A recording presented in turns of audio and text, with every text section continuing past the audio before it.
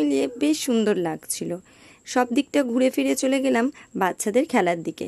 আর কুট্টুস তো সবার আগে এসেই ঢুকে গেছে এই প্লে জোনে। কুট্টুসের মেলায় আসার সবথেকে বড় কারণই হচ্ছে এই খেলার জায়গা এবং দোলনাগুলো। ও এই প্লে জোনে খেলা করতে ভীষণ ভালোবাসে, তাই ওকে এই প্লে জোনের মধ্যে খানিকক্ষণ খেলতে দিয়ে আমরা আরেকটু আশেপাশে দেখে নিলাম। কারণ আমাদের মেয়েদের সবথেকে প্রিয় জিনিস হচ্ছে সাজের জিনিস, আর সেগুলো তো দেখতেই হবে।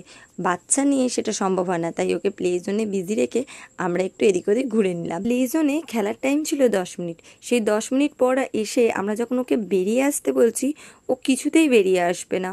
তারপরেও বেশ খানিকক্ষণ ওকে ওর ভেতর খেলতে দিয়েছিল। ফাইনালি এবার টাইম আপ হয়ে যাচ্ছিলো, আর আমাদেরও বাড়ি ফিরতে হবে এবং এখনও অনেক ঘোরা বাকি আছে।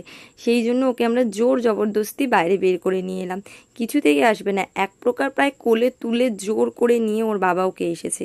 জুতোটা পর্যন্ত পায়ে পড়েনি।